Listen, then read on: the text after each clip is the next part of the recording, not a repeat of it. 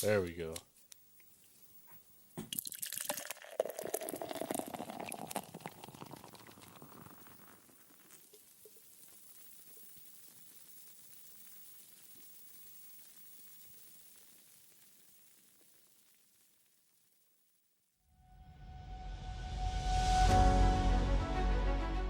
Deals.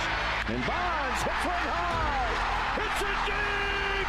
It is out of here. 7:56. Bonds stands alone.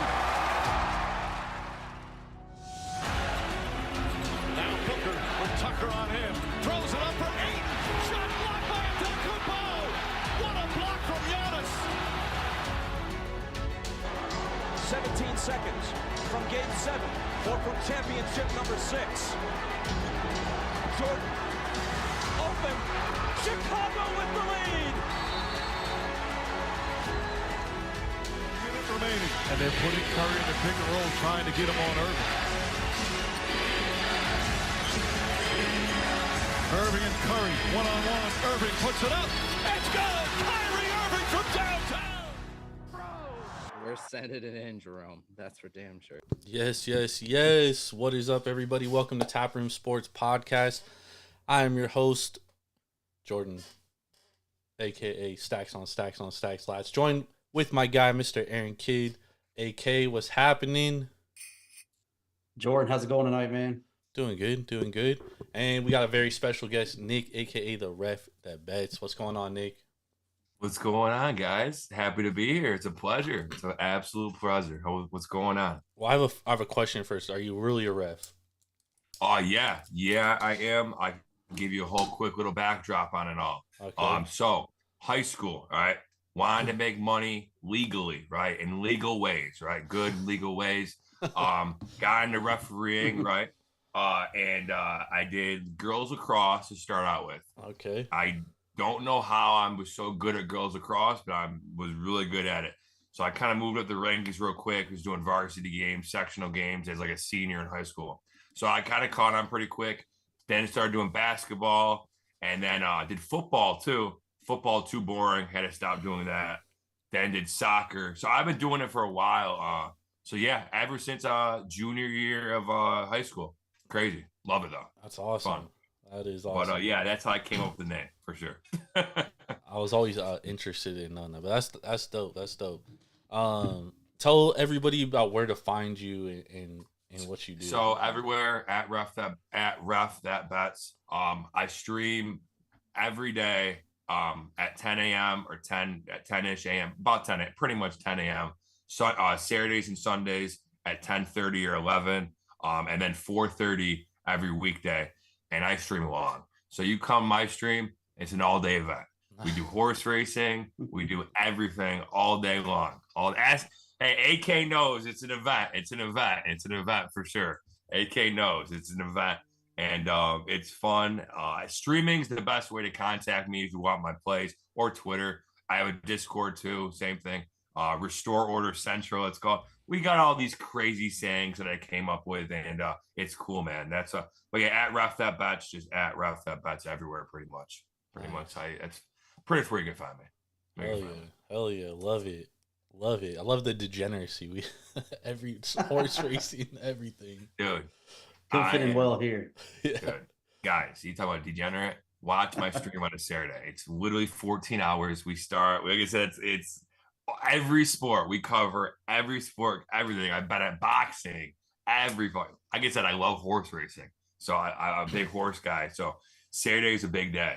A lot of races, a lot of fights, a lot of everything. So like it's the thing. I am a total degenerate, total, but a good one. I'm a good one. Okay, we like good degenerates. We like degenerates. We like good degenerates. For sure.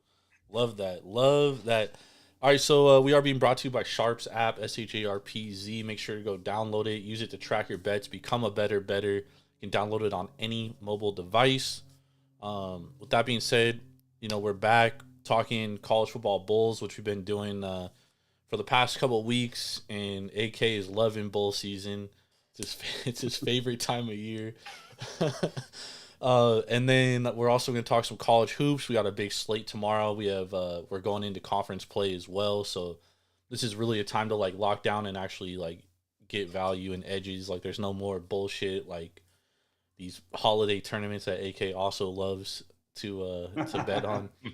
And then we're also going to talk NFL MVP because I got to get AK's thoughts on the NFL MVP race after Sunday or actually after Monday. My days are all fucking thrown off because of the holiday. Dude, you're so right though. It's like mad weird this week. Yeah, it's all fucked up. But let's start with college football bowl season. So we had it's been a funky bowl season, you know, like it started in it's basically like all dogs covering like every fucking game. Is like this team has, 90 guys opting out and they still fucking somehow managed to win, and we've kind of seen that kind of regress back to the norm recently. West Virginia covered today, Kansas covered last night, Minnesota covered -3.5. So we're kind of seeing a little bit regression to that trend. What's your guys' thoughts on bowl season and kind of how to play it, seeing as how it's gone down? Because now we're getting towards like the actual, the New Year's Six bowls and the good bowls, like bowls that don't have as many opt-outs. So do you take away anything that's happened and kind of put it towards these bowls coming up, or what's your guys' like theory on how to like kind of handicap these bowls coming up? AK, you go, because I got a long theory on this. This one's ridiculous. And a lot of these guys have kind of heard what I've said, but what I've been saying, and Nick, you can chime in at any time and tell me your opinion is, at some point, man, the steam, the overreaction, whatever you want to call it, it's just gotten out of hand. One of my biggest bets of bowl season that I gave out on this show, and of course gave it out to anybody that follows me on Twitter. I think I even talked about it when I was on your stream when you were at Turnstone, was Duke plus 7.5 over Troy. Now I know, look, listen, Mike Elko was gone, their coach was gone, Riley Leonard's gone to whatever he's going to go do. They had half their team out, but the point is their defense was still mostly intact. I think they were missing one of their DBs. And you're still looking at a team that during the regular season on a neutral field, Duke would be favored by 3.5 or 4, right? So you're talking about an 11.5 point swing, to them not having their head coach, et cetera, et cetera. But at some point, it's overreaction. I compared to, we got kicked off of bowl season. One of the first games was UTSA. And if you guys remember, that thing got steamed all the way from like 12.5. Yeah. I think it ran off 7 or 7.5. I think it was 7, covered every number. And it was just too much of overreaction. So now you can't just base your whole handicap off of that. You still have to go into the X's and O's and all those things. For instance, Jordan, he talked me into Air Force on Saturday. So shout out to Jordan. I was all over Air Force. That was my favorite play that day. I loved Air Force.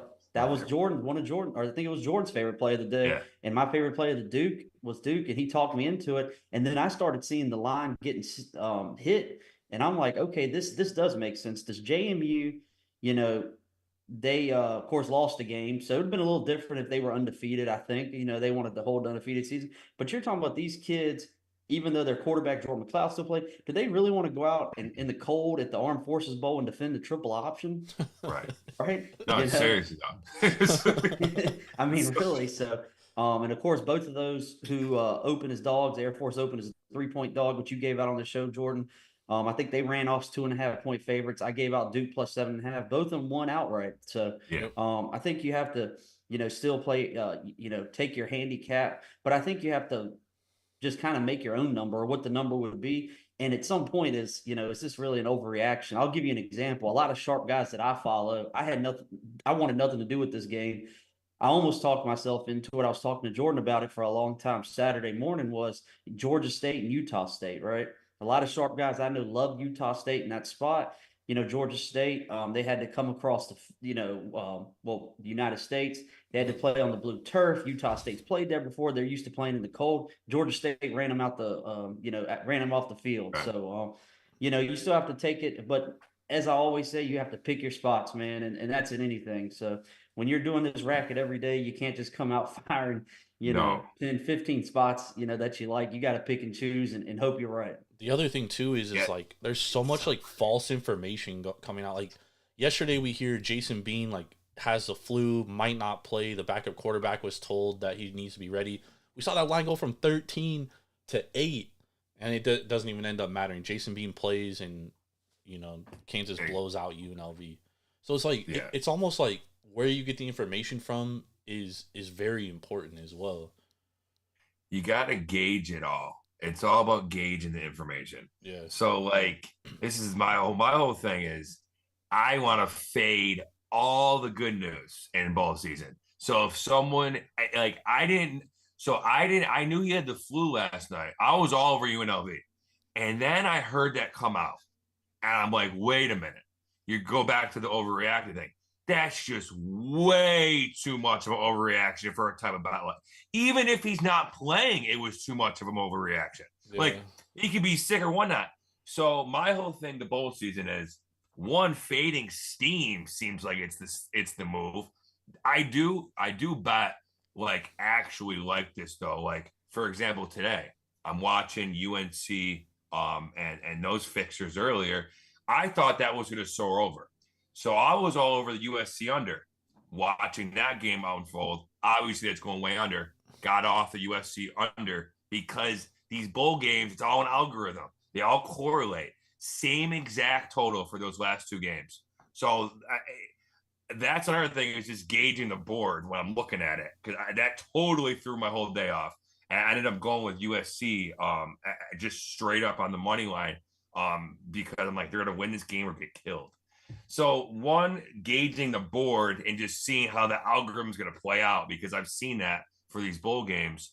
And then the other thing is just buying the bad news. Like Duke, I love the Duke play because it was the most obvious time to fade him. Troy's got a great defense. Oh my God, I just fade the narrative for sure. Buy the bad news is what I'm doing with the Bulls, but it ain't easy though. It's not easy. That Arkansas State game, Utah State game, that one was interesting because a lot of people, same thing. I had a lot of respect on one side. I just completely stayed off of it because I loved Air Force so much, and they had the same line. Air Force flipped to a favorite, made me think, okay, Air Force is the play here. Just how the algorithm runs. It's just really weird. You got to trim your brain a different way to bet these. So that's the way I'm betting them. Is totally different style of capping. Totally different style. Crazy. Actually. Yeah, and Jordan, I'll touch on that. Then I know we got to move, but it kind of even goes back to conference championship games. So I think kind of what Nick and you both are hitting on even goes to conference championship games. I know it's a sore subject for you, but the Florida State Louisville game. Now, yes, we can say one play changed the game, yada yada yada. I understand all of that, but the cap was pretty simple. When you line up Florida State's 5-star recruits on the defensive line, the offensive line, DBs, anything, that Florida State team is better than the Louisville team. And we're seeing it right now with what USC is doing to that Louisville team. Right. And so it was a lot. And if you guys remember, Louisville ran off as a 1-point favorite in that game. I had a terrible number. I had Florida State minus 2.5. Yep. And I was like, well, here we go. And, some buddies of mine are like, man, are you going to try to hedge off of this thing? I said, hell no. Florida State is going to find a way to beat them. That was the worst game of all time, too, by the way. It was awful, actually. The under was the actual play. That was the actual play. We were all debating. Yeah, what was the play? It was the under was the actual play. Another thing about that game, really quick though, is this is the bad news. There's so much bad news. Oh, Florida State wins. What's going to happen? Oh, what are they going to do? Right? Of course they're going to win. Make it controversial. Make it crazy. Got to buy into that shit. It's sometimes it's crazy to sound. You got to buy into it. So I also think Jake Plummer. Jake Plummer. I'm thinking about old Jake Plummer.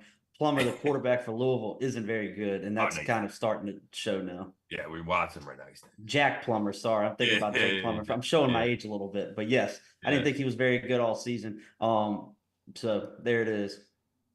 Yep. I agree with that. Agree with a lot of what you guys are saying. The one thing, Nick, I think you alluded to is, kind of like, AK and I always say this too. Like we talked about it on Monday in the NFL, where like both dogs covered. One of them won outright, and AK texted me. He's like, "There's no way 3 dogs covered tonight, right?"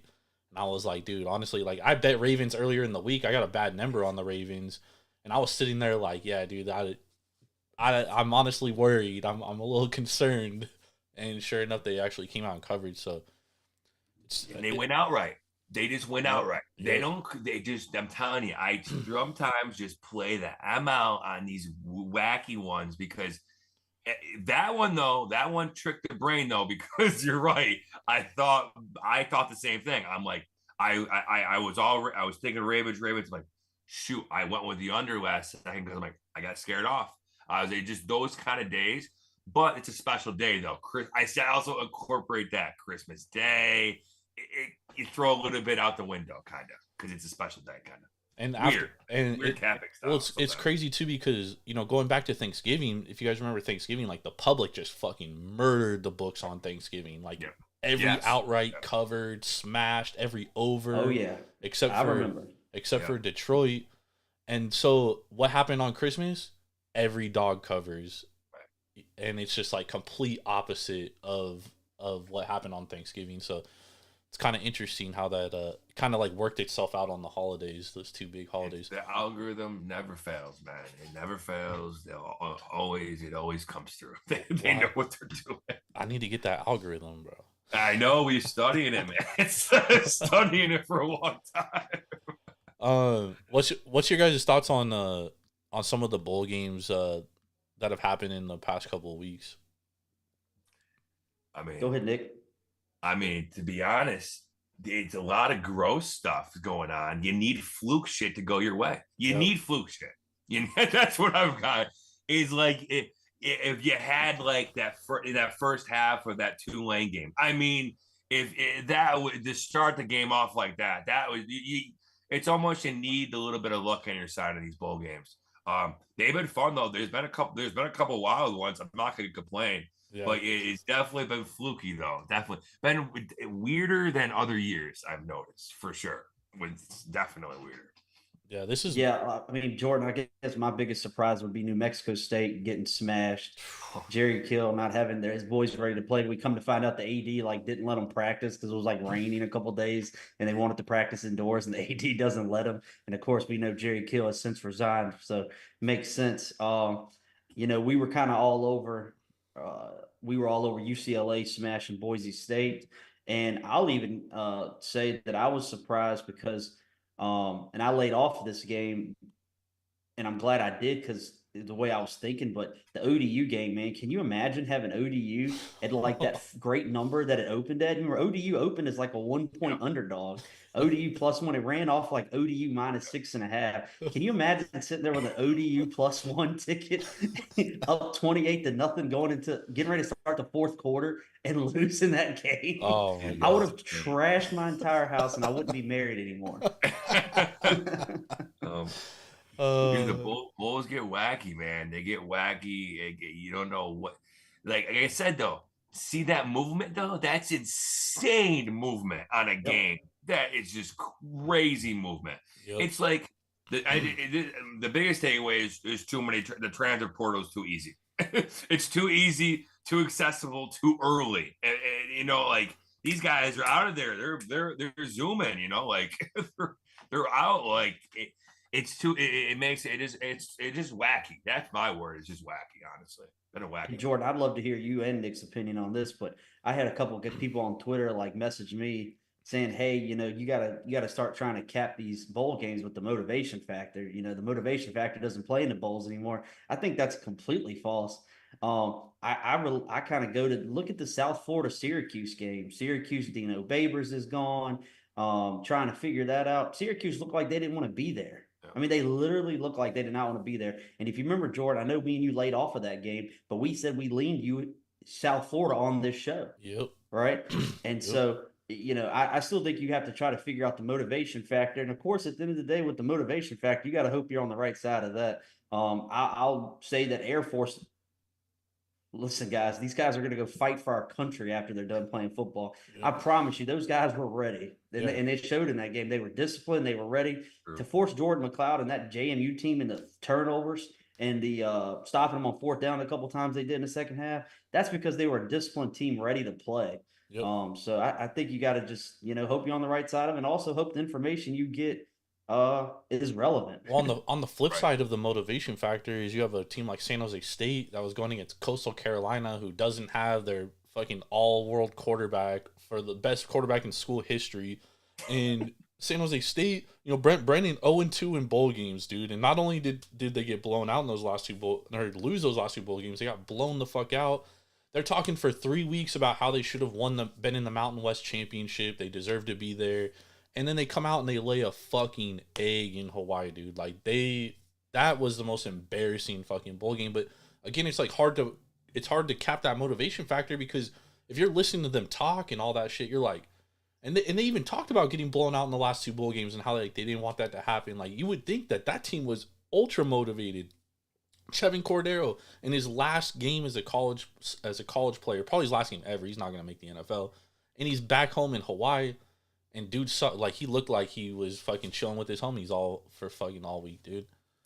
Yep, and so that's something you just brought up a great point, Jordan. So it's a 1A and 1B with motivation. So you got to figure out the motivation factor, but the 1B is focused. So they can be motivated, but are they focused, right? Is that, the fact that these guys have gotten blown out 2 straight bowl games, is that like all they're thinking about? Or are they thinking about preparing for the task at hand, right? Nick, by the way, our buddy Jordan here, one of the best hosts on Twitch, he actually graduated from San Jose State. So it is definitely a sensitive subject for him. So. Oh God. Very, Oh yes. God. Very. So you were tuned in more than anyone else. You were locked into that one. Well, I'll be straight up, and AK knows, like, my entire life, San Jose State football, basketball has been absolute fucking dog shit. Like, just we're a laughing stock of whatever conference we're in, the WAC or Mountain West, and then now it's like we're actually like decent. So I mean, I've been a USC fan my entire life. Like my grandpa went there, my uncle went there, my mom went there. So like I'm USC over San Jose State, but I went to San Jose State. So like now that we're like good and it's like nice to see, and like, I'm backing my guys, and then it's like 3 straight bowl games, dude. You get fucking waxed, dude. And like last year we got waxed by Eastern Michigan, dude. In Idaho of all places, dude, in Boise. Like that was the most embarrassing one. I could not believe that game, dude. I wanted to fucking throw my TV you out boys the did it to you. Oh God, dude. I remember that game. And San Jose State was up 14-0 in that game, and then that was only 14 points they scored. They got blown out like 38-14. Oh, gotta love bowl games. Bowl games are wacky, man. They're crazy. Before we get to the playoff games, I want to touch on some of these. So like AK's on SMU tomorrow -10. Do you have a side on that game, Nick? Let me pull up my notes. So many games. Seen 10.5 popping again, Jordan, by the way. And we hit Rutgers this morning. Yep. That's gonna go great. They SMU. went from I have I wish I did some labbing on this. SMU -10.5. Mm-hmm. It's basically been there the whole time. It's been. So I got 10. I got 10 when it opened. It went up to 11 too. 11.5. Remember, it went up to 11.5 for a while. But Boston College's best offensive lineman just opted out this morning. I think that's why we saw it flip from 10 to 10.5. Of course, they're down both their starting running back, their best running back, but then they're down their second string running back. There was some rumors about Castellanos not playing, transferring out, yada, yada, yada. But once I think he found out, because he transferred from UCF to Boston College, and the transfer again, I think he would have to sit a year out. So he's already said he's coming back. So, but SMU basically has their entire team except for their starting quarterback. And once again, SMU is motivated, in my opinion. They feel like they got are they focused? They got hosed out of the Group of 5 bowl, but I think they have to be, man. I think they're ready to play Boston College. They're ready to show that they're there. See, that reminds me of San Jose State too much. Yeah, right. And so are they focused? That's where you have to hope you're on the right side of things. You know what I mean? Because my only concern with backing SMU in this spot is what's the Boston College's Halfie? Yeah. Like, dude, this is basically like a must-win game for him. Like, he has underperformed. Like, his first year at Boston College, like, looked very promising. And they got, like, a bunch of good recruits and transfers. And then it's kind of, like, all gone downhill. And, like, they had a decent year this year. And if Castellanos probably got first-team reps in the offseason, they'll probably have a better year, to be honest. But I think this is big for Boston College, too. It is, but let's not forget, it's not just the transfer portal that they got to worry about. If you remember, we were lucky, Jordan. Let's call it for what it is. We were on the right side of the win total. We got there on over 5.5 wins. But they Yeah. got banged up there down the stretch. You know, Ryan O'Keefe, their best wide receiver, got banged up. Their best tight end got banged up both season in injuries. Both their starting cornerbacks went down in week 10 and week 11, respectively. They're starting. They will start a whole new defensive backfield in this bowl tomorrow. So, take that for what it is. But when you're looking at riding the hot hand or the not so hot hand, Boston College was on the way down. And our boy Irv, shout out to Irv, a regular here on this show. He tried talking me and you off of North Carolina today. West Virginia was on the same trajectory, and North Carolina was kind of going downhill at the end of the season. We saw what happened today. So, You know what I'm looking at in this game is the total, 48. Seems low, right? Are they trying to get free money away here? I mean, I don't know anyone that's not smashing the over. I love the under. I love the under. Just because earlier in the season, I was trying to fade SMU in a way, and it was with totals, and it didn't matter. It just went boom, boom, boom. Now they're hanging a 48.5.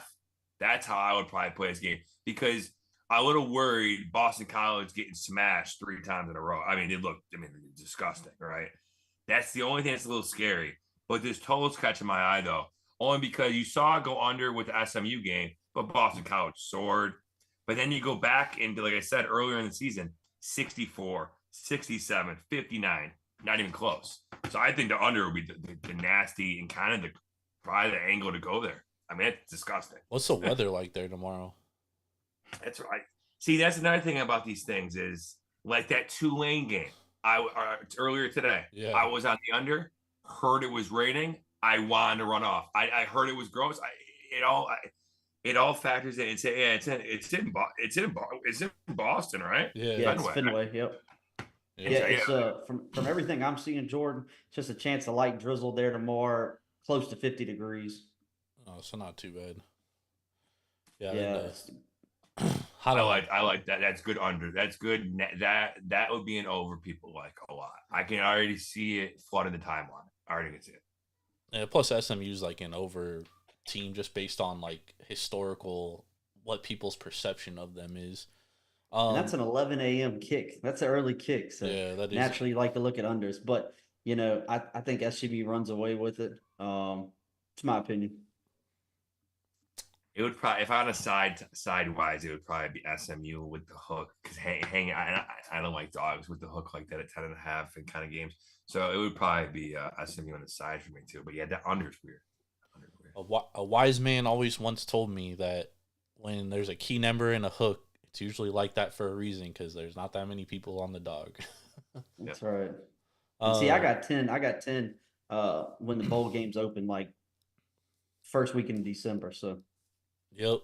I do have one of my it. biggest bets tomorrow though in bowl season, so I'm excited for that game tomorrow night. And let's talk about that one. Arizona versus Oklahoma. And this was one where AK was really on the motivation factor. AK, you want to give out your handicap? I know you've given it out a couple times, but we'll give a quick rundown for anybody that hasn't heard it. Let's see here. Arizona opened as a 4.5. Their season win total is 4.5, right? Right. No one expected much from this team. They got a young quarterback. No one really knew what they could do defensively. Oklahoma came in they wanted to ride off at sunset, win one last Big 12 championship. Maybe even, I think college football playoffs was on their radar with Dylan Gabriel and all them.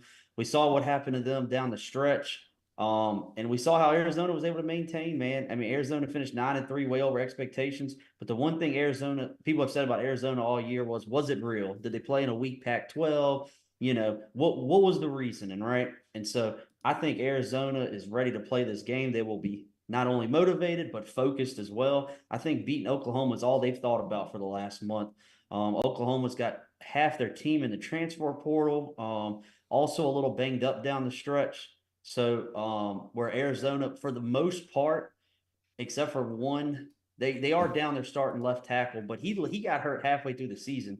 So you're basically got your whole starting team playing against a team that is missing 4 of their 5 offensive line. their two best offensive line being two of those four. Their defense is mostly there, but their defense struggled the whole second half of the season anyways. So I think Arizona runs away with it late. I have very good numbers on this game. I have money line. I have -2. I have -2.5 and some -3. So I've got some decent numbers because I see mostly 2.5 threes hanging out there right now. There's also Jeff Lebby's also gone too, offensive coordinator. Yes, that's right. Yep. I love Arizona. I love them. I love what's coming out of your mouth. I mean, seriously, I love it so much. I was gonna smash them. I love them so much. I fade of Oklahoma to another team all year. It seems like these are the spots. First off, like I said, he's got to cap these bowl games different. But Oklahoma, it's one of those teams. They seem to get so much love. I'm looking at it right now. I mean, they're hanging that 2.5, right? I love that. I mean, I probably play the money line, but I think Arizona is a team that questions all year long. I think they're going to be pissed off. They're going to be pissed. I think actually you're right. The motivation factor in this game is huge. I didn't even play into a handicap motivation. Now actually thinking about it, this is a huge game. I think they roll. I'll probably play the I'm out with you, but yeah, I think they cover the 2.5 through whatever it rolls off at. I love Arizona. I've lost so much coin on Arizona this year, so I'm definitely not going to bet against them. So that's out of the question. If I had any side on here, it would definitely be Arizona, without a doubt. I love it. Without a doubt. What else do we have tomorrow? We also have NC State versus Kansas State. You guys got any opinions on that game? Any conviction? NC State that's another weird one. Brennan Armstrong's supposed to start for NC State too. I kind of lean NC State in a way. Yeah, I like NC State too. They've been going. See, I just don't like backing teams. They've been going so nuts, right? Just dog cover, short fade cover. I can't do it. Now I can't do it.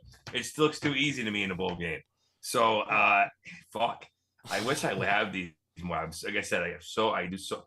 Like I was doing NBA props today, like a madman. And then I was doing bowl games too. I don't have a real lean in this game. I have to look at. I think. The total is 47.5. Kansas State. I can't do NC State. Honestly, this would be a game I would look to the under because Kansas State obviously Will Howard's not playing. I think they also got like a ton of offensive linemen in the transfer portal too. I lean Kansas State. They also don't have Kobe Savage or Will Lee. Both starting in the defensive backfield. They don't have Trayshawn Ward. I mean, Kansas State is missing a lot of guys, but they also that's a lot of bad news. Cooper Beebe is also they're missing their best tight end who played almost 800 snaps this season. Yeah, and they're missing their top 3 wide receivers. Going with Avery Johnson, who's more of like a kind of runner quarterback, if you will. And Colin Klein left to Texas A&M. Oh, that's right. Yeah, that's right. So, I had, like I said from the jump, I have no opinion in this game.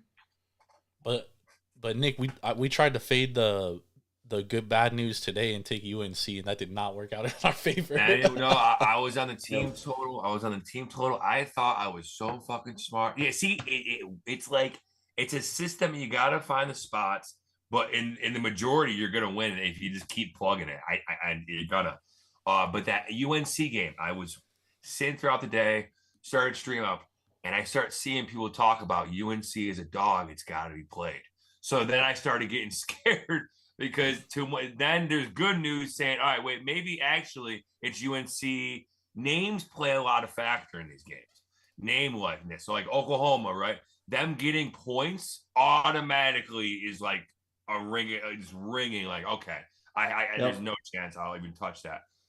So yeah, I have to link. That's way too much bad news. I like Kansas State. I might even play them. Okay, so speaking of bad news, Missouri versus Ohio State. What's your thoughts on that game?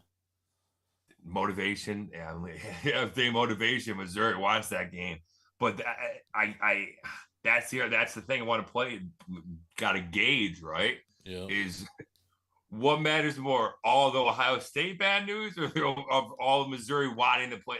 When That one's tough. I was struggling with that one. I really wanted to play Missouri, but I mean, I I think I'm now getting a little bit trapped, kind of. Yeah, because I mean, Yeah, I played Missouri. Missouri in that game. I've got some +3, 2.5, some money line. And basically I think that's off of validity, man. Missouri wants to validate their season, prove what they did was real, if you will. Um, and I think why we're seeing the line jump a lot, there's a lot of talk of Marvin Harrison Jr. playing in the game. And we were basically had already said that he was opting out, not playing, but he hasn't practiced yet. No one has seen him in practice. It's been confirmed he has not practiced at all. All they're saying is he's traveling with the team. Leaders like Marvin Harrison Jr. are going to travel with their team to be a leader, right? I mean, just because he's traveling with the team doesn't mean he's playing. AK, the line moved back to Ohio State -2.5. That's what I'm saying. Yeah, all the news this morning of Marvin Harrison Jr. playing, the line started moving. People started hammering it because they think Marvin Harrison Jr. is going to play and find a way to chop up Missouri. I didn't know that's wild. It opened Missouri +3, so all it is gotten back to what it was, or basically what it was. And on top of that, too, it's saying right now as well potential opt-outs. So none of these guys are confirmed opted out. Marvin Harrison Jr., Trayvon Henderson, Cade Stover, Josh Proctor, JT Tuimoloau, who's going to be a first-round pick, Michael Hall, and Tommy Eichenberg, also a first, second-round pick. So, I mean, all those guys are not confirmed to be out. Mecca Ogbu. And once again, you're just betting on, you hope your information's right and you hope you're on the right side of it. So, but on the flip side too, though, hold on real quick. Emeka Egbu, Donovan Jackson starting left guard, Jack Sawyer, who's going to be a future NFL player, is playing. Tyleik Williams playing. Jordan Hancock playing. Denzel Burke playing. So they do have most of their defense coming back. Really, the only two that are questionable is JT Tuimoloau and Michael Hall. Yep, but kind of like you said with the Kansas news last night, we saw that line get steamed 4.5, 5 points, actually 5.5 points down. You hope you're on the right side of it. And guys that bet Kansas when it got all the way down there were on the right side of it still. So, I still think Missouri wins this game. I honestly do. Miller Moss, you piece of motherfucking shit, dog. I was just getting what I interrupt. I'm sorry. Oh my god, that was disgusting. I was just about to praise him and say, man, he probably should have been starting quarterback, and then he fucking throws that pick, dude. Oh god. Oh, I saw the pain just drop over your face, bro. I saw it. Oh, that was so disgusting. I mean, that was, oh god. Oh, I got money line. I got USC money line. That's right. I need them to win outright. I don't know. We know with no points involved. That was a terrible fucking throw, dude. That was so bad. The Missouri thing. I like Missouri before all the weird news and all that. I still like Missouri. I definitely think the motivation factor definitely is in their favor, considering Ohio State is, they were supposed to win a national title this year. So I'm saying name likeness, right? So only for -3 people smash the money line and get burned. I'm like Missouri. What about the Peach Bowl, Ole Miss and Penn State? Do you guys have any thoughts on this one? I didn't have an opinion on Penn State. You're being, you know what I mean? You're being it's like another team like you were talking about. Teams not to fade. Yeah, Penn State was one of those teams for me that I did not want to fade. It was got 4.5 now. Yeah. I kind of liked Ole Miss's team this year. I kind of liked their team. I automatically lean Ole Miss just because that's too many points. I think this line should be 3. I think Ole Miss actually can hang with these guys. Total 48.5. It tells me that I need points and I want Ole Miss. I think it'd be a close game. It's a good game. But Ole Miss also gives up a ton of points. And Penn State, as bad as they are offensively, they do fucking put up points against bad defenses. That's what I'm saying. So I think it's an interesting game. It's probably one of the better games, to be honest with you. This one actually might be a really good game. I just Jackson Dart, he once played at USC. That dude is so inconsistent, man. Like sometimes he looks like a fucking Heisman Trophy winner, and then sometimes he looks like he fucking shouldn't even be a high school quarterback.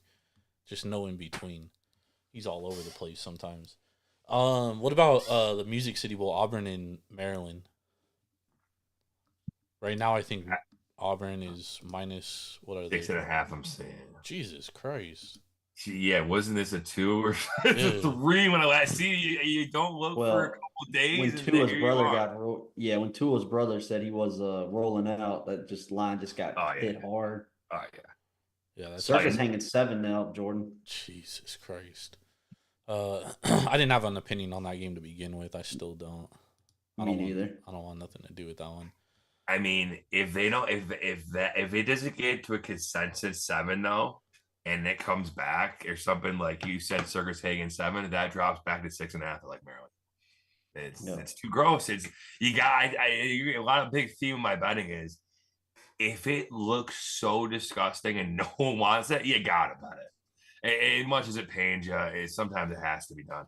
Maybe that's a disgusting one that maybe people won't want. Have you ever bet William and Mary in college basketball? Absolutely have bet William and Mary. Made money in William and Mary money line last 2 years ago. They were like 13-point dogs, and I'm like, oh, this is off. This is way off, and I wanted them out. Yeah, that's an interesting one. Those guys are animals. Yeah, those guys are animals. I don't know what. I played them a few weeks ago versus Richmond. They were 15-point dogs, and like the line didn't move at all day. It just sat there at 15. I was like, all right, this is kind of weird, dude. I'm just going to play William and Mary because this doesn't make any sense. And then they ended up losing by like 40, so. You either look like a fucking genius or you look like the biggest idiot in the world. I say to D-Town, I'm a big M&M guy. D-Town stand up. I say it as a joke. Yeah, I bet the Pistons, a couple times, right? I haven't bet them many, only three times. I bet him versus the Jazz, so. I'm there with you, dude. It's disgusting. It is. It's not fun. But yeah, you get nasty. You either look fucking like the next coming of Christ, or you look like the biggest dork in the room. I mean, it's the way of the road. That's true. Talk about an ugly game. Georgia versus Florida State is a battle of the backups at like every position. So who is the better backups? Yeah, I think Florida State's down to the 3rd string, but these aren't the guys that were playing Louisville. No. This one's gonna be disgusting. Florida State plus 19.5 right now. This is now. Yep, it's gotten steamed all the way up. Are you kidding me? I don't think it's. You know what it reminds me of? It reminds me of the national championship when the bookmakers just kept steaming, like they just kept moving TCU up, and it was like you could just tell they were just begging you to take TCU. I think they ended up hanging like 16.5 at the end. I think I had like Georgia 13.5, something like that. Yeah. And we all know what happened, 10 minutes into that game. So that line was funny last year because it opened 14, it went down to 11.5, and then it went all the way up to like 16. Then the week before the game, that's when it started fucking flying back up. Yeah. That line was I played Georgia, but I also sprinkled on I try to double dip in the big games, right? I try to get an angle on a total too. I can't believe I bet the under. Oh, dude, I bet the under when it was like 21 to 3 or 21 to 7. The total was like 72.5. Yeah, you won. Yeah, you won. Oh, I lost. Oh no, I thought it hung like right before the touchdown. What did it end at? It was like 73. 74. I thought it was 74 because Georgia had that meaningless touchdown at the end. Oh, that's right. Yep. It's right. Oh my god. What a painful game. They could have just slid down and ended the game, dude. That's right. That's right. I forgot about that. That was unbelievable. I was so fucking mad, dude. I wanted to fucking punch someone in the face. All right, what about Barstool Sports Arizona Bowl, the Toledo and Wyoming? We now know Daquan Finn's not playing. AK going to Baylor. Yep. Do you still? I don't really have an opinion in it, but me and you have talked about this on this show, so I'll let Nick. I mean, I'm just looking at Toledo. I watched that Miami Ohio game. Oh, disgusting! I mean, they look absolutely horrid. Yeah, that team 2 years in a row, dude, losing in the conference championship. I don't know if I want to get involved here. Now, this is where I put the foot on the gas sometimes. I don't know what I like here. This is Craig Bull's last game, by the way. Okay. Yeah, I don't know if I want to get involved. I probably would lean Wyoming. I would probably Toledo with the 3.5, even though they looked gross versus Ohio. I think people would like that 3.5. I like Wyoming probably. That's a weird one. Yeah, That's it is certainly a weird spot. We lost AK. weird. He'll be right back. 1 second. Man. What do you think about the Tennessee Iowa game with what's his face not playing? Milton, he Yes, opted out. Yeah, you know what? Another team that all year long, Iowa. I mean, tried to fade them on the total. Trying to, you know what I mean? I faded them correctly finally, and just fading them straight up versus Michigan. In this spot though, it's at 6.5. I don't think people. Again, I like to think about what the public better is going to run to, and I almost feel like it's contrarian to go Iowa with the news, but it's also contrarian to go over. Yeah. Because none of the, I feel like no one's gonna touch that 35.5. Iowa might lose. They might lose. They might even win this game outright in a wild one. I can see it actually being decently high scoring. Yeah. I can see people just smashing the other just because it's Iowa, and I kind of want to fade that. I definitely don't love the 6.5, but I feel like what do you got? I kind of like the over. Kind of want to fade the year-long trend. yeah, it's just so hard for me to bet Iowa overs, dude, because they cannot score, dude. Like they're inept to being an offensive team. And so with that, in that aspect, it's like I get what you're saying, where it's like a contrarian play, and like obviously everyone's gonna bet the under. Yeah. But with that kid going against his first game going against an Iowa defense, it could get real fucking ugly, dude. It is true. That is true. That's that what is true. That's This game just could be the right, and then there. Yeah, you got to gauge it. Yeah, right. It might just be a nasty game. Some of these bowl games, you live. I swear, you got to live bet them. Yeah, you got to live bet them. But this screams live bet to me. But in the same point where like it could get ugly, Iowa could get 2 pick sixes, and that changes the whole outcome of a total, right. Dude. Like then a total could go over. Then it soars over. And that's that thing with these Iowa games. It's one play makes the whole difference on the total, right? You're literally betting on what you're actually betting on one play, literally. Yep. Swing it, 40 to 42 to 35. It's crazy, dude. 100%. That's why I fucking hate playing these games. Do you have anything on the Oregon and Liberty game? I wanted to fade Oregon out of motivation, but this number seems like it's a little wild. And Bo Nix is saying that he's playing. Is he playing? He's saying he is. He said he was. Yep. If he's playing, I like Liberty. It's all I'm just gonna fade him. He's contingent on the whole new. He's contingent on everything. If I were to honestly, it wouldn't be a bad idea to grab Liberty here. Because if he decides to magically go home, right, and not play, what's his number on that? I don't know. I couldn't tell you, right? I have no idea. With 9.5, I don't know. Right? So like, you could get an amazing number here. Yeah, and if for some reason he doesn't play, Ty Thompson, the backup, has already hit the portal, so he's not playing. That could get real ugly. I don't even know who their third string quarterback is. And Liberty, man, they can run the ball, possess the ball. Oregon struggled a little bit against the run. We talked about that, Jordan. So Liberty come out and run the ball a little bit. Who knows what can happen. We are getting terrible storms on the East Coast. Nick, I don't know if you guys have been. I talked to Trigger earlier today, and he said it's been raining up there a lot too, man. It has been like terrible storms for the last 2 days here. Yeah, not too crazy, right? Weird. Me and Trigger was the same thing, but not too bad actually. Like it's kind of not too crazy, but I heard of the storms. I think I'm just missing about like an hour, like literally. Yeah, dude, we're getting pounded, man. It had for like 2 days. If it was a little bit colder, we would just be getting yesterday was nasty. Snow. Yesterday was nasty. Today wasn't. It wasn't as crazy. Yesterday was gross. I'm in Las Vegas, so we barely get any rain ever. Vegas. Look at you. I gotta ask Yeah. automatic a big UFC guy. You go to the fights. How many fights you been to? I'm not a UFC guy, to be honest. I've never been to a UFC. Dude, I gotta turn you right now. There's nothing. There is nothing more exciting than going to a UFC fight. By far, besides, I'm a big NASCAR guy. I know, obscure sport person.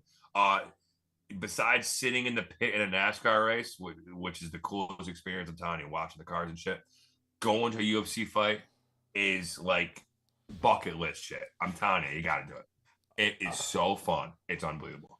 I almost went to the Volkanovski. It was like 2 years ago. Volkanovski, and I forget who he was fighting, but Holloway. no, I think it was Brian Ortega. Or Yeah, wild fight. I don't miss a fight, so I can go on about this forever. Sorry. I just automatically hear Vegas. I think fighting. It just automatically like. Yeah, not everyone out here is like a big. I mean, I watch the big fights, but I'm not. I don't know. UFC, in my opinion, and I'm a lot different than other people, but I just feel like Dana White, he has so much like power and control in that organization that like it's just hard to follow the sport because they just like recycle fighters so often that it's like so right. You so right. You follow a fighter and you like get to know him, and then next thing you know he's like washed like 2 years Right. later, dude. It's like, what the fuck? It's wacky with how sometimes they push guys, and then sometimes the guys who just get left in the dirt and they're hyped up for a second, and then boom, they're off for a year and everyone forgets, and Yeah. they come. But what I'll say is though, he knows how to promote though. When you know a big UFC fight's on, Oh yeah. everyone's watching it. You know what I mean? Like everyone's watching Yeah. it. But yeah, no, sorry to get off topic. I always ask people if they like, you gotta be in the UFC. Yep. It's UFC's. I mean, it's cool. I don't hate it. I like boxing better, to be honest. I'm the biggest Tyson Fury fan you're probably gonna meet, so I love boxing just as much. I love it. Nice. All right, let's talk about the playoff games real quick, and then we'll talk some college hoops real quick. Or we'll just talk NFL MVP. I know you guys. It's late there on the East Coast. All right, the Rose Bowl, Alabama and Michigan. This line just is sitting at 1.5 with everybody and their mama on Alabama. AK and I, we talked about it, man. We both like Michigan. Are you? I think I'm gonna get there too. Yeah, I think so. Yeah, I as think well. I think I'm just gonna lay the money line with Michigan. I'm actually getting close to doing it, so I'll probably end up getting there. Of course, as I always do, I'll tweet out everything I play, but I just think Michigan is the better team. It's as simple as that. Is always going to take me, and I think you could almost argue that Michigan's a favorite, which we were talking about that earlier. In another game, I love being in the contrarian favorite spots. I kind of think Arizona, I think Arizona, I could argue as a contrarian favorite. Nick, I think you touched on that a little bit. Yep. So I always like being on that side. I think Alabama's going to naturally take all the money. Everyone and their mother is going to go blindly bet Alabama, and I think Michigan's going to beat them. So it's pretty simple as that. I think Harbaugh wants to win it.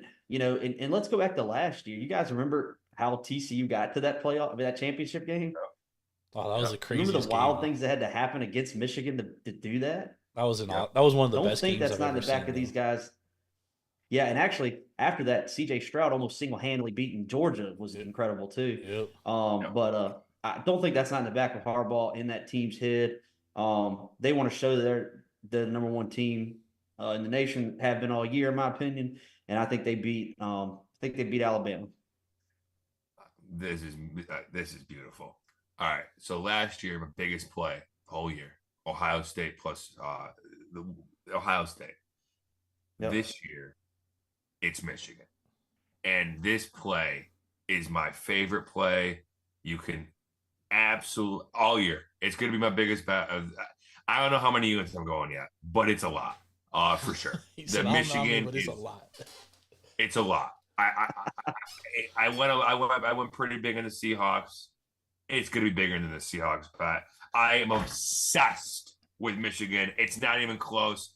Everyone, I was on Bama last game. I was scared. Got my money. I'm out on Bama. I think they stink. I think Michigan is so much better. Been saying all year, it is not an SEC team that's going to be in the championship. They're not going to be in the championship. Love Michigan to death. I don't know how much I have on it. Wish me luck. Well, we'll be with you guys, hopefully. Hell I yeah. know I can't that's right. like them. I like them so much. I think one thing people are forgetting, and like AK and I talked about this when we did our bowl preview, is like, this is an Alabama team that it took a 4th and 17 Hail Mary to beat fucking Auburn, dude. To even be in the SEC championship. Yeah. game. That's what I'm saying. Dude. People are It's a forgetting, total fluke team. And on top of that, like AK and I were on Alabama -14 against Tennessee. We were lucky to win that game, dude. Like it took a perfect second half for them to win that game.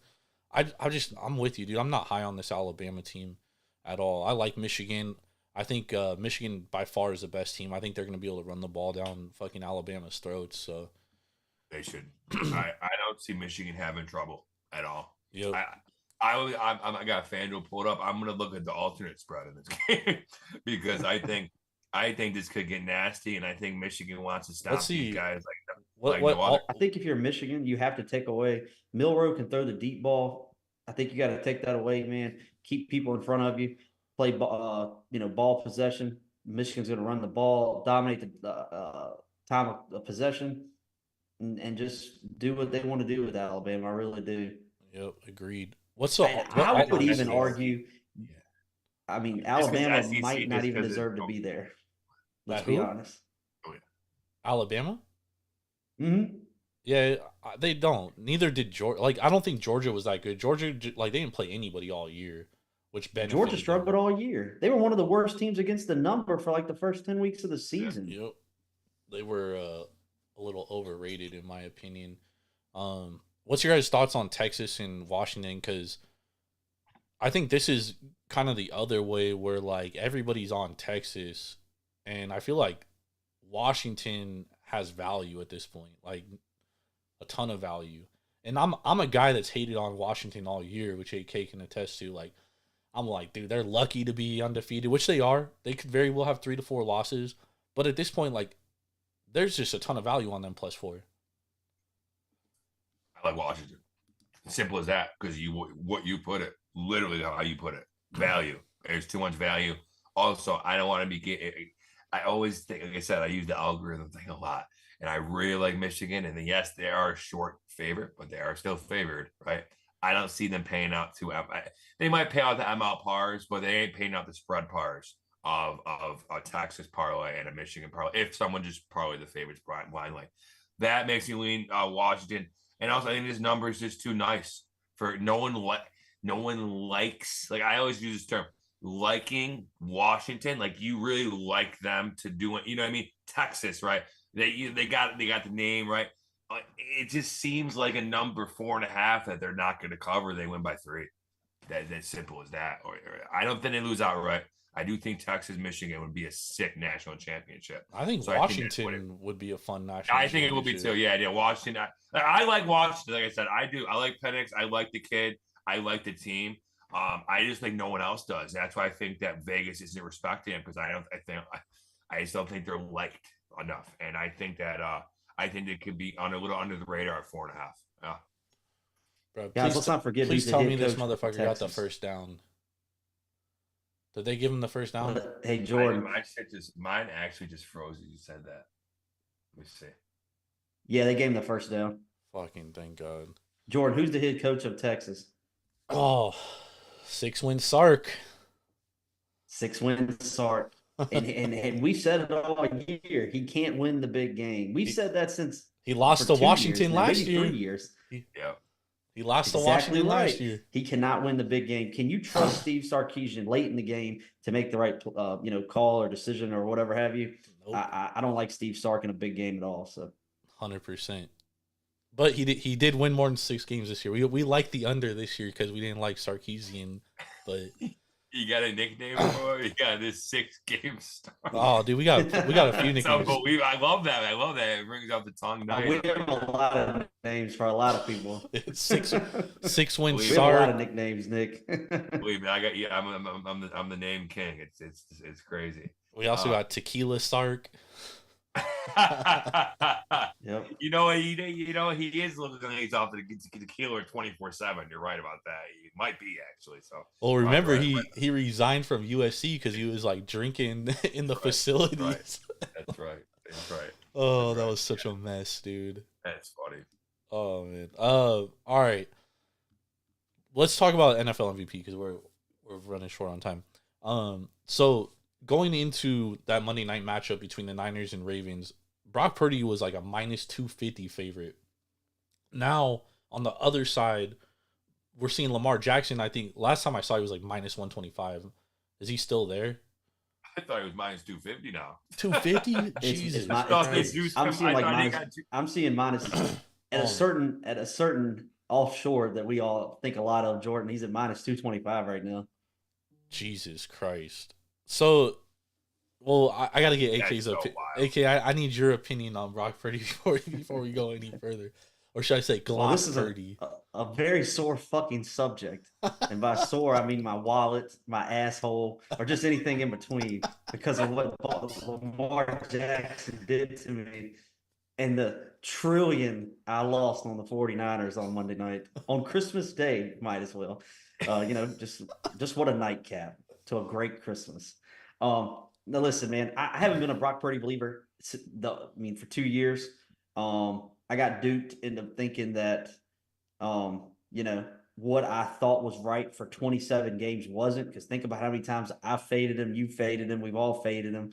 He finally showed up to that Brock Purdy that I remember at Iowa State that felt like he was there for 10 years, right? He may have graduated high school. And he finally showed up, man, on the big game, the big stage, and one of the biggest days of the year, Christmas Day. So I think that nobody else is hurting more than that guy that bought that Brock Purdy $125,000 prop swap. But I'm probably second in the world to him. But at the end of the day, man, I have an argument to where it's saying Lamar probably shouldn't be the MVP either. I agree. I know it's I know it's the NVQ award. We should just rename it Most Valuable Quarterback. I think it's hard to not give it to Christian McCaffrey, man. I really do. Honestly, man. I think if you take Christian McCaffrey off that 49ers team, they're a totally different team. And the whole argument about running backs are dime a dozen, that doesn't apply to Christian McCaffrey. Christian McCaffrey is elite. And I'll even argue to say Christian McCaffrey is a generational talent at running back. So I can make an argument that it should be Christian McCaffrey. And if you ask me about the 49ers team, I still think they're one of the best teams in the league. But Brock Purdy's got to figure it out, man. And I think some of these throws that he's been so lucky on, you run into a good defense like the Baltimore Ravens, they exposed them. So I'm definitely down with the 49ers a little bit. I still think they're one of the best teams in the league. But yeah, that was tough, man. All right, let me. That player swap thing is crazy. Oh, That's crazy. Can you believe someone put their hard-earned money on that kind of bet? You're that assured of 75K where how he was gonna win, right? You're that assured that's gonna in an MVP race, right? Yeah. That is the craziest shit ever to me. And the guy that sold it is like, oh, he's fucking clout. He's going nuts. Yeah. He's probably right around the corner from you right now, partying his However, I do think that there is a quarterback that deserves to win this award. And hear me out, fellas. Hear me out. Buffalo Bills still have a chance to win the AFC East. If the Bills win the AFC East, that is all because of Josh Allen's doing.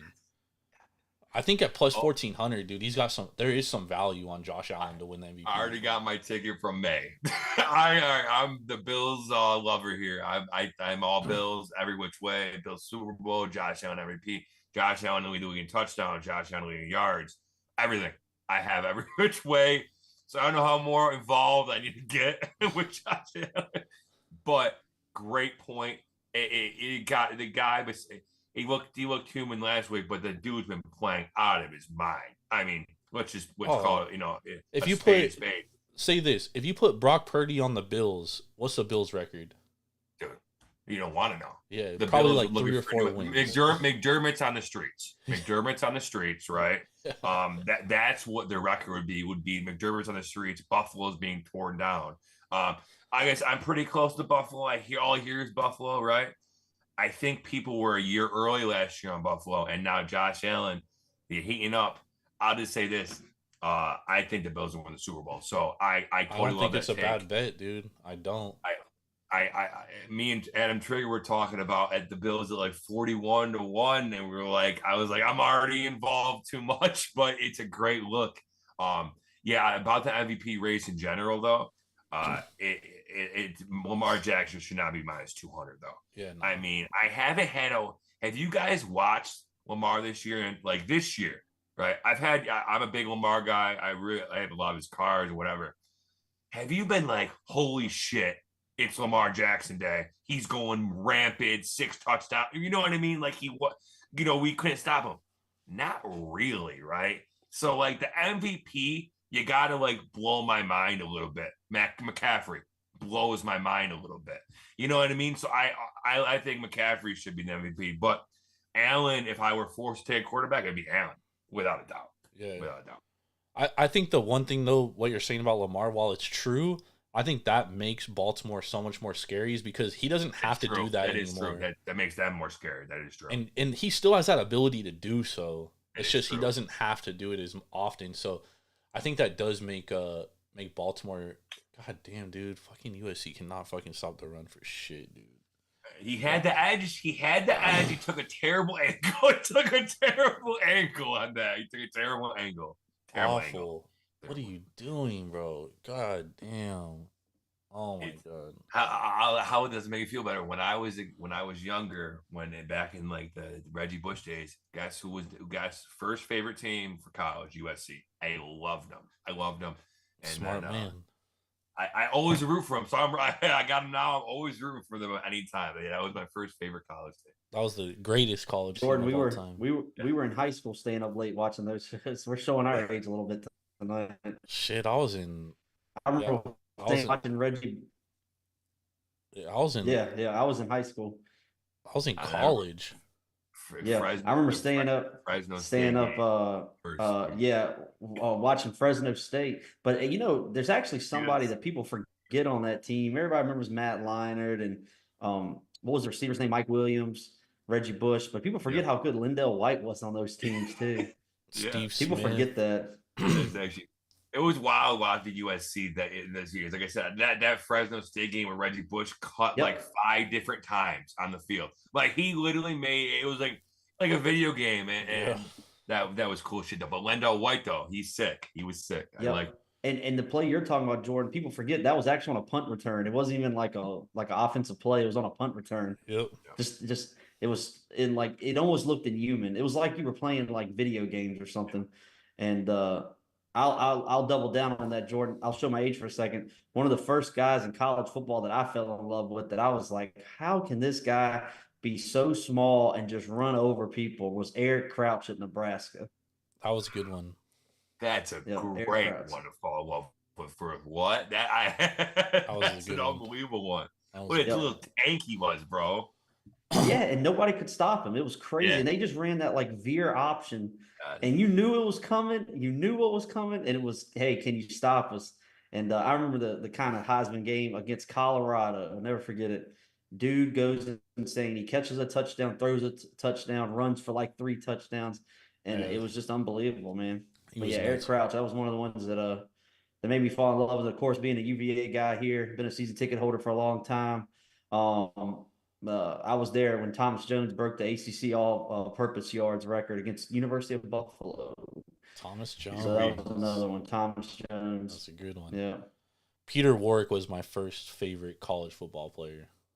Oh, do you remember him and Chris Winkie going up against Vic in that national championship? That was insane. I love Peter Warrick.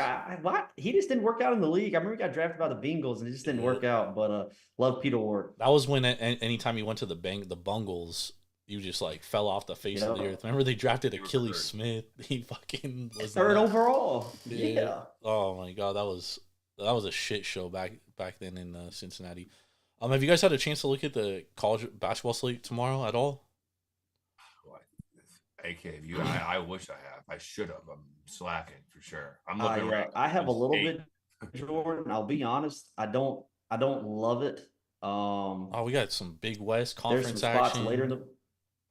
Yeah, see, it's your neck of the woods. I think that Oakland Cleveland State game will be a good game. That's a good game. Yeah, that'll be a good game. UC Santa Barbara, UC Davis, that'll be a good one. You got guys, you're missing the game of the day. Albany, Long Island. You know, that'll Long be- Island's getting 9.5. Guys. hey, hypothetically speaking, if Detroit Mercy played Long Island, what's the line? Oh God. Oh God. Hey, I'm gonna say this right now. I'm a Detroit guy. I hope they get a win. That's all I'll say about that one. Let's get one. That team might not actually win though. They That might team not actually win a game. That is true. That's like I'll tell the you what, though. Pistons. Like, oh God. I tell you what, I got one circled for Friday. I haven't played anything, waiting for the offshores and everything to show some lines for this game, but UAB unfortunately daggered me against Drake before Christmas, coming off that big win. UNC Asheville got a little bit of injuries. Drew Pember's healthy. They're kind of firing on all cylinders again. I'd be curious to see what that line's going to be, because it might be a good spot to look at Asheville against UAB coming off the big win against Drake, overtime win against Drake. Yeah, that is a good spot. That is a good spot. I was on UAB last game. That was a wild game. That was a wild. I thought for sure when and I had great info on that game. Talk about CLV. I played that game 3.5 and 4. Got word that DeFreeze was playing. I knew Enright was out, but I get that. Right. That line ran off to like 5.5 or 6. Yep.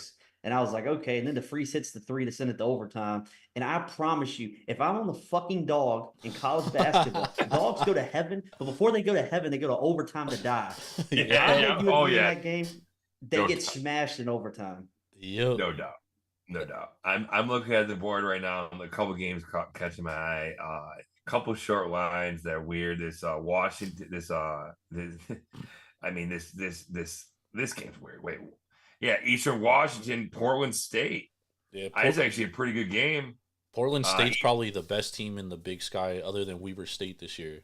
I say I had Portland State versus Fresno the last time out, and I was super impressed by them, like super. And seeing short dog, interesting. I think people might bite on that. I think Eastern Washington might be in a decent spot. This Hey, game, but they've been going nuts too. They've been covering while they play well versus Washington. Beat Cal, stomped on Cal Poly. Yeah, that's an interesting game. That's probably one I'll probably try to target. That's a weird one. I was gonna say this game is a battle of two different styles, because Portland State wants to pound you inside. Eastern Washington wants to fucking just bomb threes all day. Yeah. So this is the kind of game that like I typically stay away from in college basketball, because whoever style is usually going usually dictates who wins that game. So this is like a good live betting scenario. 100%. But also Portland State versus Fresno State was the same way, because Fresno State, they like to shoot a lot of threes too, and Portland State was able to kind of shut down the 3-point line and kind of dictate that game. So this one should be a great matchup to open Big Sky play for sure. A lot of games out your way. UCLA. Yeah, They gotta cover. They gotta cover sometime. and this Oregon is another State lot. sucks, dude. I'll be Yeah, honest. they're terrible. I Yeah, they're not mean, good. I mean, the laying 5.5. I can't believe UCLA how bad they are. It's unbelievable. Yep. No, they're not good, but Oregon State sucks too. Oregon State, And Oregon, right? That's you gotta weigh it. You gotta weigh it. they've almost lost at home to some very, very bad teams like that they have no business being in. USC at Oregon. Yeah. I'll lean Oregon there, even though no Drew Biddle, no Nafante. USC, they just always seem to struggle in Eugene. So as a short favorite, I would lean Oregon there. No play for me though, because I don't fade USC at all. But I really have had I've really had my eye on what was it what game UC Santa Barbara and UC Davis. UC Davis and UC Santa Barbara last year. UC Santa Barbara was the best. They were like the best team in the Big West Conference. They lost at UC Davis the last conference game of the year, and that kind of like trickled down into the conference play. UC Davis is a sneaky good team because they have Elijah Pepper. Elijah Pepper is a very nice player. However, UC Davis just has a dog shit front court. But UC Santa Barbara, they don't have a big front court either. AJ Mitchell might be Big West Player of the Year this year for UC Santa Barbara. That's a player to watch. I kind of want to play Santa Barbara here just because I think they have that loss on their mind from last year, dude. Like, they should have won the Big West regular season championship last year. They lost it because of that loss at UC Davis, very last game of conference play. I think that's on their mind, dude. I really do. I can't get to the table of Santa Barbara just because how bad UC Davis looked versus Montana. I watched some of that game; they looked terrible. And Yep. But on the other hand, They lost I twice like to Santa Montana. Barbara this year. What is that? They lost twice to Montana this year. Yeah, that's bad. Right, that's bad. That's right. Way earlier. It's right. That's bad. So them sitting 1.5. I just don't see many people running to bet that, and I think I kind of lean that way. And that's a great game. That's going to be a fantastic fucking game to watch. It will. Seriously. And UC Davis doesn't have students back on campus yet, so that's another thing to keep an eye on, which I think hurts the most home schools court don't. So advantage. keep that in mind for this coming up week. Yeah. Big. It matters. It really does. Yep. But yeah, that's all. I mean, it's not a huge slate tomorrow, but we do start some conference play, which is awesome. Excited. Thank God. Thank God. Nick, before we get out of here, what are some college hoop teams that you are high on this year? All right. I'll just get my spiels on, man. Colorado State. Yes. It's Colorado State is this year's FAU. I've been saying it before the season that this is my team that I want to back all year long, no matter the spot. I think they're athletic to play with anyone. I think they got the defense to play with anyone. They for sure got the shooters to play with anyone. I am obsessed. And I mean, I'm waiting for a Sweet 16 line to open up like I did with FAU last year. Slammed it. I always have these teams that I pick, and yeah, it's not even close how much I like. Obsess them. I'm obsessed with them. I love them. I think that nothing's going to change in conference play. I think they're going to run it up. I think they're a top 10 team in the country, dude. I really do. It's crazy too about Colorado State because like they're hella small, dude. Like their biggest player is like 6'9", which I do think is going to pose them some issues against another Mountain West team out here in Nevada, up there in Reno. Oh, they're good. That UNR team is very good. They just won the Diamond Head Classic. Keenan Blackshear, 6'6" point guard. It is sick. He's sick. He's a mismatch nightmare, dude. And like, it is sick. That's all I gotta say. He is sick. The kid is good. The Mountain West this year, like last year, they were good, and they really let us down in the tournament once again. Like they all lost in the first round. God, pain. But I think you're right this year. Like I think Colorado State can make a run. I think Nevada can make a run. I like Nevada. I think New Mexico can make a run. Like I think all three of those teams are like legitimate, like not contenders for the title, but I mean they could potentially outside chance. But no, I'm telling you, I think that Colorado State's that good. I think they can literally beat any team in this country with on any given day. I think that basketball team is special. I really do. And they had a lot of injuries last year. And I was a year early on. I thought it'd be good last year. All the injury bug hit. I mean, Stevens missed games. I mean, it was a rotation nightmare. Well, this year it hurt. No, they got their guys. It does concern me a little bit that like Mbemba's already missed some games. Like Josiah Strong's already missed some games, so that does concern me a little bit. But at least Stevens has been healthier, right? And Patrick Cartier is fucking nice as hell. I kick a hoop. Mm-hmm. Any other teams you're high on? Or low on? Is there any teams you're like low on? I'll tell you this. I'll just like AK go, but I tell you, I'm gonna sell my North Texas and my team that for mid majors is North Texas. I'm gonna sell them this year though. I'll probably be. The team just doesn't have the defensive like zest. Like they're just not like dogs. You know, North Texas. You watch with it. They just don't like I was telling AK the other day, dude, I loved him on Saturday. I don't love him many times this year. I'm fading a lot, but North Texas is a team I'm going to be kind of selling for sure. The fit, it doesn't seem like it has been over the years for sure. What's your thoughts on Grand Canyon? AK and I go back and forth on Grand Canyon all the time. I'm a Grand Canyon guy. You know what? That's another team, another sneaky team that plays hard. By the way, what's going on here? Holding in the end zone. Yeah, definitely a hold. Definitely a hold. Yeah, no, I like Grand Canyon. They can shoot. They're one of those teams I don't want to bet. I don't want to be laying a number versus them ever. I'll tell you that much. They always cover. I swear to God. They do cover his dogs. AK, what teams are you high on after as we get into conference play? So Nick, actually, I came on our College Hoops preview show, and one of the teams I was high on, we named, I think I named 4, Colorado State being one of them that I talked about before the season. But the other one being Grand Canyon. I actually got to go see Grand Canyon play Liberty here. I was on them plus 5.5. It got steamed all the way up to 6.5, 7. People were dying to bet Liberty. Liberty hadn't lost a home game in 21 games, and Grand Canyon came out and played well against them. You got a healthy, the other Blackshear. Yep. For Grand. Yep. So that game without Javon, I think Javon's healthy now. Tyon Grant Foster, Kansas rejected.